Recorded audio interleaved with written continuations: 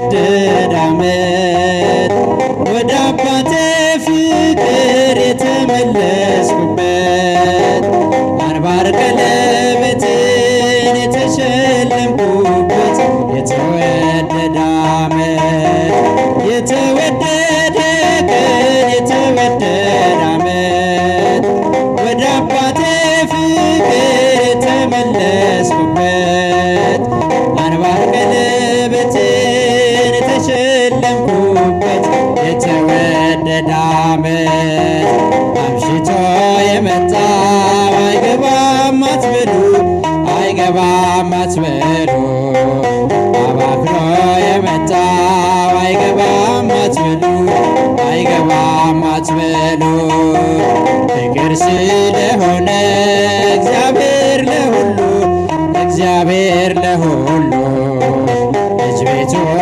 ይወርሳል እንደ ተስፋ ቃሉ እንደ ተስፋ ቃሉ የተወደደ ቀን የተወደደ ዓመት ወደ አባቴ ፍቅር የተመለስኩበት አንባር ቀለበትን የተሸለምኩበት የተወደደ ዓመት የተወደደ ቀን የተወደደ ዓመት ወደ አባቴ ፍቅር የተመለስኩበት አንባር ቀለበትን የተሸለምኩበት የተወደደ ዓመት እኔ ነኝ ዓላማው እኔ ነኝ ሐሳቡ እኔ ነኝ ሐሳቡ አባቴ ደግ ነው የሚራራ ልቡ የሚራራ ልቡ 99ኙ ታምነውት እያለ አንዱን ይፈልጋል ወዴት ነህ እያለ ወዴት ነህ እያለ የተወደደ ቀን የተወደደ ዓመት ወደ አባቴ ፍቅር የተመለስኩበት አንባር ቀለበትን የተሸለምኩበት የተወደደ ዓመት የተወደደ ቀን የተወደደ ዓመት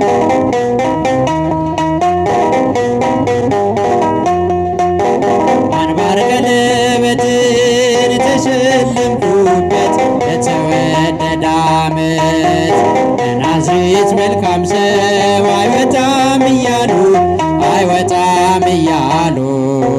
ፊልጶስ ናትናኤል ይነጋገራሉ አድርጉታልና ውሃውን ወይን ዛሬም ለውጦታል ወስዶታል ልቤን የተወደደ ቀን የተወደደ ዓመት ወደ አባቴ ፍቅር የተመለስኩበት አንባር ቀለበትን የተሸለምኩበት የተወደደ ዓመት የተወደደ ቀን የተወደደ ዓመት ወደ አባቴ ፍቅር የተመለስኩበት አንባር ቀለበትን የተሸለምኩበት የተወደደ ዓመት ሁሉን አይቻለሁ ሁሉን መርምሬአለሁ ዓለም ካንተ ሌላ እንደሌለ አውቃለሁ እንደማይለወጥ አባትነትህ ወዳጅነትህ ጠፍቼ ስመጣ አየሁት ልጅህ የተወደደ ቀን የተወደደ ዓመት ወደ አባቴ ፍቅር የተመለስኩበት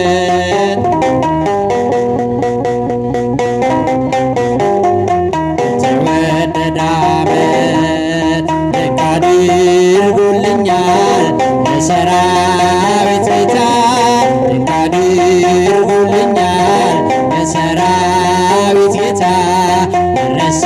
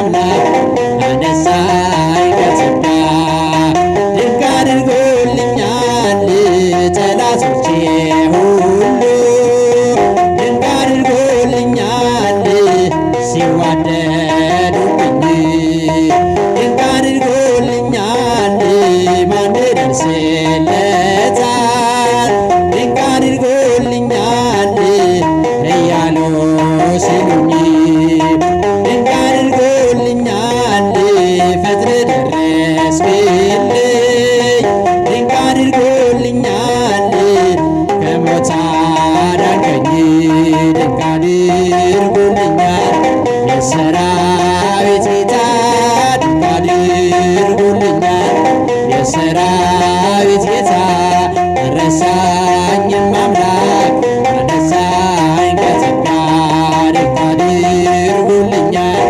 የሰራዊት ጌታ ድንቅ አድርጎልኛል የሰራዊት ጌታ አልረሳኝም አምላክ አነሳኝ ከትቢያ። ዝማሬያችን ይቀበልልን።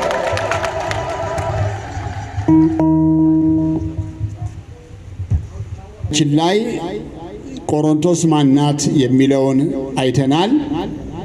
ከተማዋ ምን እንደምትመስል ተመልክተናል። እንደገና ደግሞ የእግዚአብሔር ጥሪ ወደኛ ሲመጣ እኛ የምንመልሰው መልስ አድምጠናል። እንደው ለመከለስ ያክል አንደኛው በጥቂቱ ክርስቲያን ለመሆን ነው። ጥቂት ነገር ይጎዳናል ብለናል። ሁለተኛው አይመቸኝም ወይም ሰበበኝነት የእግዚአብሔር ጥሪ ተቃራኒ ነው ብለን ያቆምነው። ወደ ዋናው ትምህርታችን ስንሄድ እግዚአብሔር ለምን ይጠራናል ስንል የመጀመሪያው የእግዚአብሔር ጥሪ ለሕይወት ይጠራናል። ለምን ይጠራናል? ለሕይወት። በዮሐንስ ወንጌል ምዕራፍ 10 ቁጥር 11 ላይ እኔ ሕይወት እንዲሆንላችሁ እንዲበዛላችሁም መጣሁ ይላል። በእግዚአብሔር ቤት ሕይወት ብዙ ነው። የምንሰማው ቃል የእግዚአብሔር ቃል ሕይወት ነው። የዮሐንስ ወንጌል ምዕራፍ 6 ቁጥር 63 ላይ የነገርኳችሁ ቃል ሕይወት ነው ይላል። የእግዚአብሔር ቃል ሕይወት ነው። መንግሥተ ሰማያት ዘላለማዊ ሕይወት ናት። ሰዓት ስንት ነው የማይባልባት፣ የቀን መቁጠሪያ ካሌንደር የሌለባት፣ የሐዘንተኞች እንባ የሚታበስባት፣ በጉ ክርስቶስ የሚነግስባት፣ ሕማም እርዛት ሁሉ የሚያከትምባት መንግሥተ ሰማያት ሕይወት ናት። እንደገና የሰጠን ምግብ የዘላለም ሕይወት ነው። የዮሐንስ ወንጌል ምዕራፍ 6 ቁጥር 54 ላይ ሥጋዬን የበላ ደሜን የጠጣ የዘላለም ሕይወት አለው ይለናል። አባቶቻችሁ በምድረ በዳ መናም በሉ ሞቱም፣ እኔ ከምሰጠው እንጀራ የሚበላ የዘላለም ሕይወት ያገኛል ይለናል። እውነት ነው። በሙሴ ዘመን በቃዴስና በሲና በረሃ ላይ ከደመና የተላከው መና ጊዜያዊ ረሃብን አስወገደ እንጂ ሕይወት መድኃኒት ሊሆን አልቻለም። ከበሉት የማያስርብ ከጠጡት የማያስጠማ ሕይወትን ለዓለም የሚሰጥ ቀራንዮ ኮረብታ ዕፀ መስቀል ላይ የተዘጋጀው አማናዊ መና የዘላለም ሕይወት ነው። በዚህ ማዕድ ላይ ከልካይ አጋፋሪ የለበትም። ካህንና ምእመን፣ ከተማና ባላገር፣ ነጋዴና ወታደር፣ ድሃና ባለጸጋ፣ ቀይና ጥቁር፣ ሴትና ወንድ፣ ሽማግሌና ወጣት ተብሎ አይከለከልበትም። ያለ ልዩነት ለሁሉ ይሰጣል። ይሄ ሁሉ ሕይወት ነው። እግዚአብሔር የጠራን ለዚህ ነው። እኔ ሕይወት እንዲሆንላችሁ እንዲበዛላችሁም መጣሁኝ። ስለዚህ እግዚአብሔር የሚጠራን ሕይወት እንድናገኝ ነው። ይሄ የመጀመሪያው እግዚአብሔር ጥሪ ነው። ሁለተኛው የእግዚአብሔር ጥሪ ሊያስተምረን ይጠራናል። ምን ሊለን ይጠራናል? ሊያስተምረን። ትምህርት በብዙ ነገሮች ሊገኝ ይችላል። በማንበብ ትምህርት ይገኛል። ትምህርት ቤት ገብተን ትምህርት እናገኛለን። በዕድሜ መብሰል ምክንያት ትምህርት ይገኛል። ከዓለማችን ሁኔታ አንጻር ትምህርት ይገኛል። በመምህራን በኩል ትምህርት ይገኛል። በዚህ ዓለም ላይ ዘርፈ ብዙ ነው ትምህርት የምናገኝበት መንገድ። ትልቁ ትምህርት የሚገኘው ግን ከመጽሐፍ ቅዱስ ነው።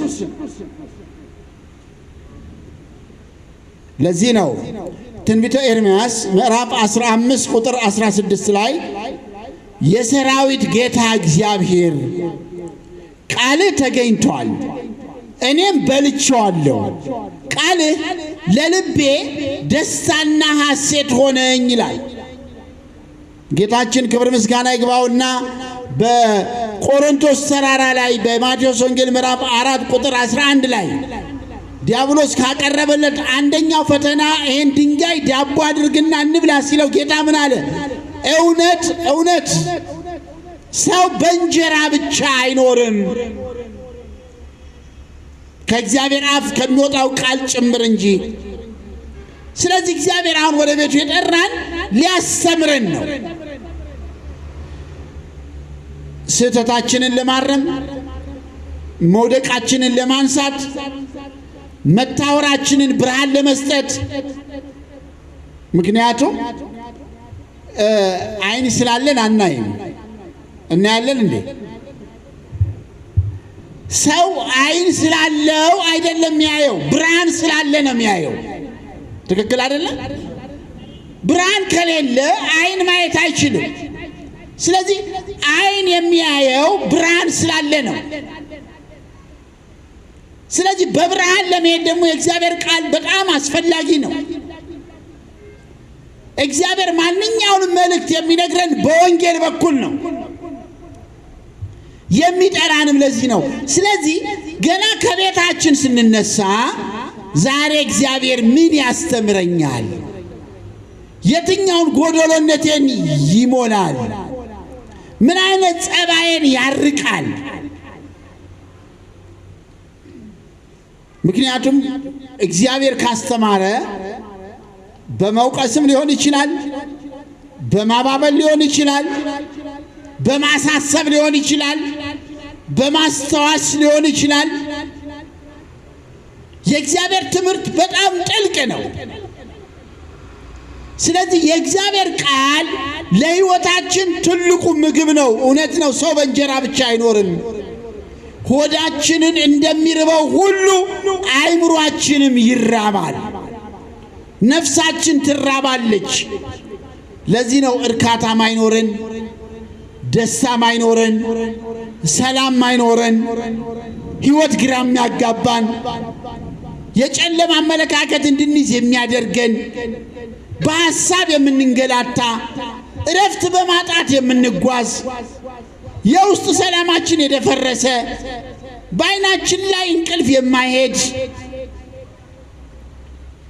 በጥቂቱ የምንበሳጭ፣ ተጨናቂዎች፣ ግራ ገቢዎች፣ ዘርፈ ብዙ ችግር ውስጥ የወደቅነው ትልቁን ትምህርት የእግዚአብሔርን ቃል ለነፍሳችን ስላላጣጣምናት ነው። ስለዚህ ኤርምያስ ያለን ቃልን አግኝቻለሁ እኔም በልቼዋለሁ፣ ለልቤ ደስታ ሐሴት ሆነኝ። ብዙ ደስታ ሊኖር ይችላል በዚህ ዓለም ላይ፣ ብዙ ሐሴት ሊኖረን ይችላል። ትልቁ ደስታ፣ የደስታ ጥግ የእግዚአብሔርን ቃል መማር ነው። ለምን? እግዚአብሔር እኛን የሚጠራን ሊያስተምረን ነው። ሊያስተምረን ነው። ትልቁ ትምህርት ደግሞ የሚገኘው በመጽሐፍ ቅዱስ ነው። የራቀውን የሚያቀርብልን፣ የተረጋጋው አልረጋጋ ያለው ሕሊና እንዲሰበሰብ የሚያደርግልን የእግዚአብሔር ቃል ነው። ዳዊት እንኳ የእግዚአብሔርን ቃል ከበላ በኋላ ምን ብሎ ዘምሯል? መዝሙር 4 ቁጥር 8 ላይ በሰላም እተኛለሁ አንቀላፋለሁም፣ አንተ እኔን በእምነት አሳድረኸኛልና። መተኛትና ማንቀላፋት ልዩነት አለው። በሰላም እተኛለሁ ካለ በኋላ አንቀላፋለሁ። መተኛት ማለት አካላችን አይምሮ ላይ አካላችን ፍራሽ ላይ ነው ያለው፣ አይምሮአችን ግን አይተኛም። መተኛት ማለት ጸጋ ነው ማለት ነው። የእግዚአብሔር ስጦታ ነው ማለት ነው። መተኛት ማለት ተስፋ ነው ማለት ነው። ደስተኝነት ነው ማለት ነው። የተረጋጋ ሕሊና ያለው ሰው ይተኛል። የእግዚአብሔርን ቃል የሚያደምጥ ሰው ይተኛል።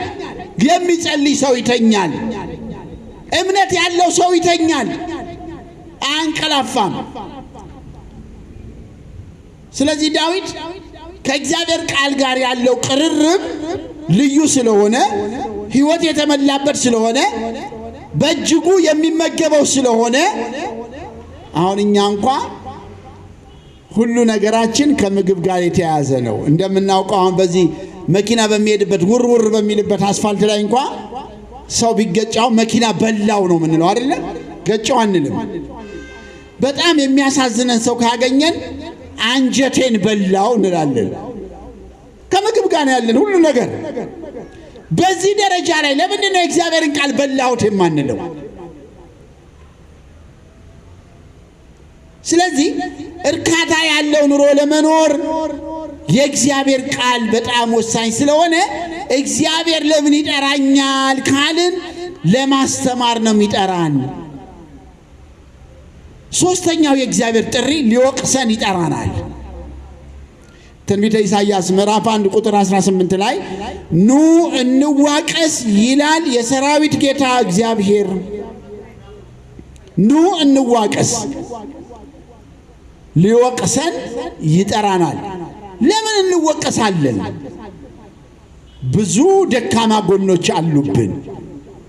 ለምሳሌ ከደካማ ጎናችን አንዱ ፈሪዎች ነን።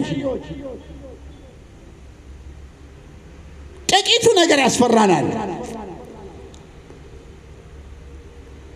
ሁልጊዜ ስለምንፈራ ቋንቋችን ሁሉ ተቃራኒ ነው። የለኝም፣ አይኖረኝም፣ አጥቻለሁ፣ አላገኝም፣ አይሳካልኝም ወዘተ ተቃራኒ ነው ሁልጊዜ የምናስበው። ተቃራኒ እንድናስብ የሚያደርገን ነገር ምንድነው ካልን ፍርሃት ነው። ፈሪዎች ስለሆንን ምን ይለናል እግዚአብሔር? ይወቅሰናል። የእግዚአብሔር መንፈስ ራስን የመግዛት እንጂ የፍርሃት መንፈስን አልሰጠንም። አንደኛ ጢሞቴዎስ ምዕራፍ 5 ቁጥር 17 ላይ የምናገኘው ኃይለ ቃል ነው። እግዚአብሔር የሰጠን የፍርሃት መንፈስን አይደለም። ስለዚህ እንፈራለን። ስለምንፈራ እግዚአብሔር ይወቅሰናል። የሚፈራ ሰው እኮ አይጸልይም። የኛ ፍርሃት ደግሞ ለየት የሚያደርገው ለምንድነው ካልን ምንድነው ካልን ያላየነው ነገር ነው የሚያስፈራን። ያልደረስንበት ነገር ነው የሚያሳስበን። ያልነጋልን ነገር ነው የሚያስጨንቀን። ነገ ግን አልነጋም፣ እንፈራዋለን። ነገ አልደረስንበትም፣ ግን እንፈራዋለን። ነገ አላየነው፣ ግን ያስጨንቀናል፣ ያሳስበናል፣ እንቅልፍ ያሳጣናል። እንዲህ አይነት ደካማ ጎን ስላለብን ኑ እንዋቀስ ይላል የሰራዊት ጌታ እግዚአብሔር። ደካማ ጎን ነው።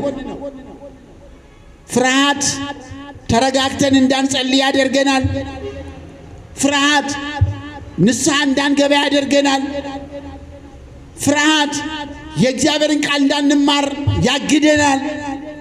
ፍርሃት እንዳናስቀድስ ያደርገናል። ፍርሃት በጎ የሆነ አምልኮ እንዳንይዝ ያደርገናል። በእግዚአብሔር ፊት ቆመን ሕሊናችን ይረበሻል። ስለዚህ መፍራት ደካማ ጎን ነው። እስቲ የፈራነውን ነገር እናስበው። ምንድነው ያስፈራን? ያስፈራን ነገር ከእግዚአብሔር አቅም በላይ ነው? ከክንዶቹ በላይ ነው? አይደለም። ሁሉ ነገር ከእግዚአብሔር ጉልበት በታች። ምናልባትም ያስጨነቀን ነገር ለንስሐ አባታችን ብንናገረው ሊቀለን ይችላል። ብንጸልይ ሊቀለን ይችላል። ብንዘምር ሊቀለን ይችላል። ብናስቀድስ ሊቀለን ይችላል። አይምሯችንን አምልኮተ እግዚአብሔር ብናስለምደው ሊቀለን ይችላል። የእግዚአብሔርን ቃል ብንማር ፍርሃታችን ሊቀለን ይችላል። መፍራት ባጭሩ የመንፈሳዊነት እጦት ችግር ነው። ስለዚህ ደካማ ጎን ነው። ምን አይነት ትምህርት ተምሬ ሰው ሆናለሁ?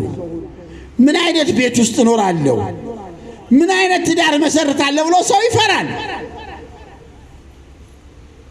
እጃችን ላይ ግን የገባ ነገር የለም፣ ግን እንፈራለን። ያሰብነውን ለምን እንፈራዋለን? የመንፈሳዊነት እጦት ችግር ስለሆነ እግዚአብሔር ሊወቅሰን ይጠራናል። ፈሪዎች ስለሆንን እንወቀሰበታለን። ኑ እንዋቀስ ይላል የሰራዊት ጌታ እግዚአብሔር ይለናል። ሌላው ደካማ ጎናችን አንጸልይም።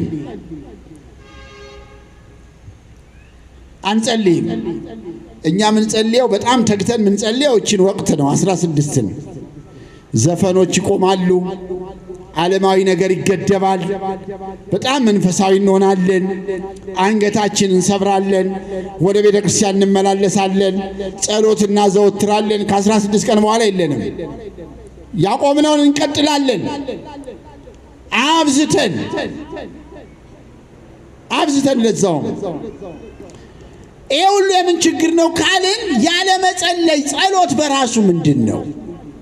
የእግዚአብሔር ቃልና ጸሎትን እንለየው። በቅድሚያ የእግዚአብሔር ቃል ማለት እግዚአብሔር እኛን የሚናገርበት መንገድ ነው።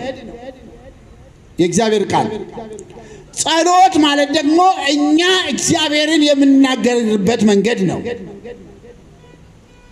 ጸሎት እስትንፋስ ነው። ካልተነፈስን፣ አየር ካላስገባን፣ ካላስወጣን እንሞታለን። የማንጸልይ ከሆነም እንደዚህ ነው። የህይወት ሞት ይገጥመናል።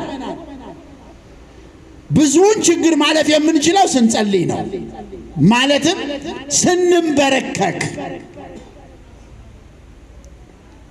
የሀገራችን ሰው ምን ይላል? ክፉ ጊዜንና የተወረወረ ድንጋይን ዝቅ ብለህ አሳልፈው። የተወረወረ ድንጋይ ቆመን ከጠበቅነው ላያችን ላይ ያርፋል፣ ይጎዳናል። አስጨናቂ ጊዜ፣ አሳሳቢ ጊዜ ሲገጥመንም እንደ ግል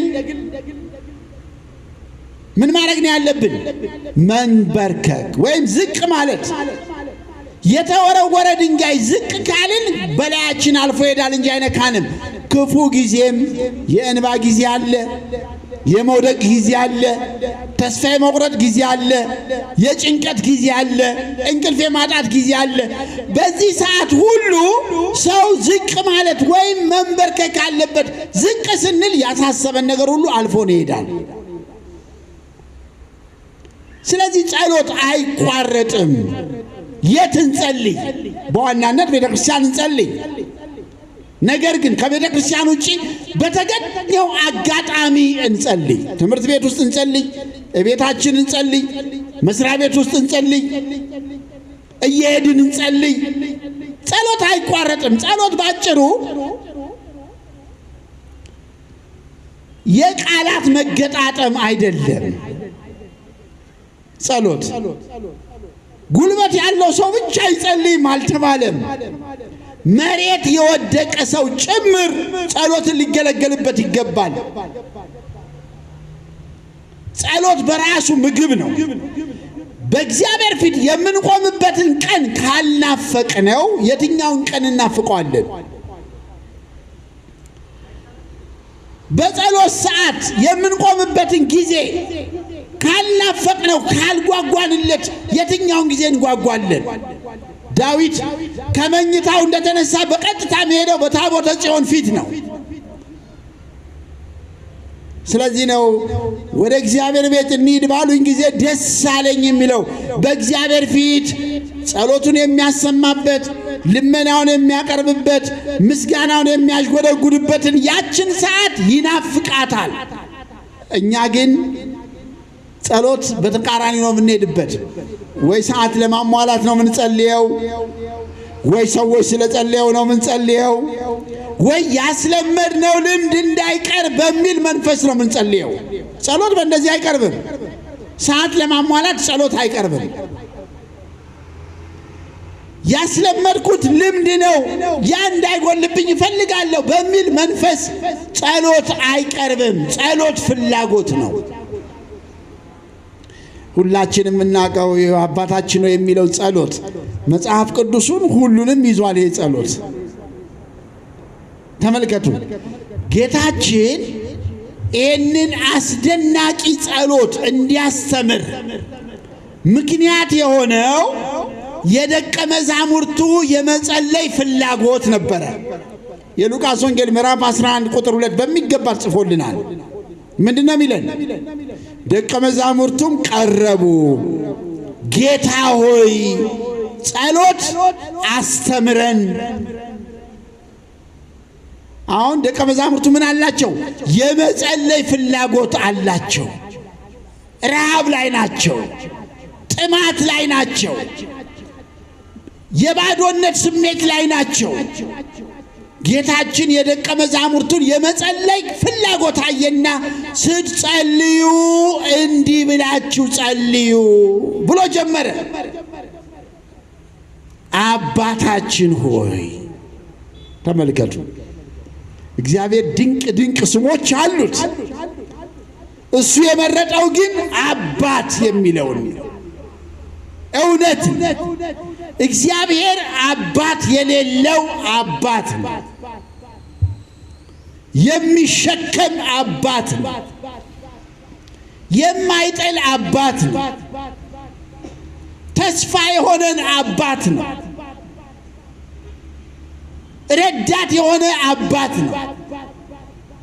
የፈጠረን ያስገኘን አባት ነው። ማዕረጋችን ጌጣችን የሆነ አባት ነው። ጎጆአችን የሆነ አባት ነው። ሕይወት የሆነን አባት ነው። በልጆች የሚባርክ አባት ነው። በእውቀት የሚባርክ አባት ነው። በሽምግልና የሚባርክ አባት ነው። በወጣትነት የሚባርክ አባት ነው። ሕፃናትን የሚያሳድግ አባት ነው። የእግዚአብሔር አባትነት ተነግሮ አያልቅም። አንድ የገዳም አባት እንዳለው ሁልጊዜ ሲጸልይ አባታችን ሆይ ነው ለዘመናት የሚጸልየው።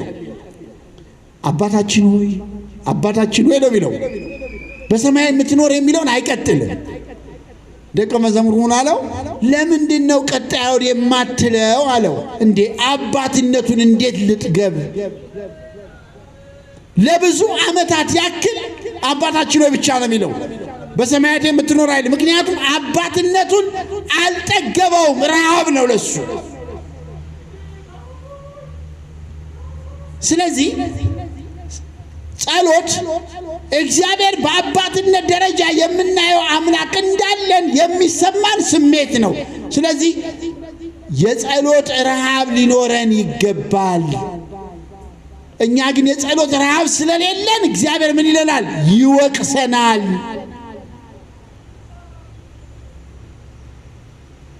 በማይመችም ሁኔታ እንጸልይ። በምን ውስጥ ህይወት ውስጥ ምንኖር እንጸልይ። 200 ጊዜ እግዚአብሔርን እንበድለው እንጸልይ። የጸሎት ረሃብ፣ የጸሎት ተስፋ፣ የጸሎት ህይወት ይኑረን። ወቅት ጠብቀን አንጸልይ። በጊዜ ተገድበን አንጸልይ። የሆነ አጋጣሚ ስለታወጀን ብቻ አንጸልይ። ጸሎት እስትንፋስ እንደሆነ ይሰማን። ይሄ ካልተሰማን እግዚአብሔር ኑ እንዋቀስ ይላል። የሰራዊት ጌታ እግዚአብሔር እንዳለው ኢሳይያስ፣ እግዚአብሔር እኛን የሚጠራን ሊወቅሰን ይጠራናል። ያስተማረን እግዚአብሔር ስሙ የተመሰገነ ይሁን።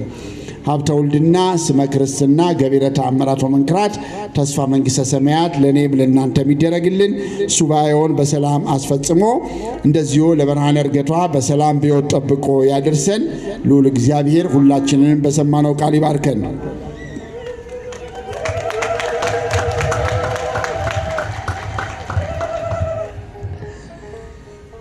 ያስተማረን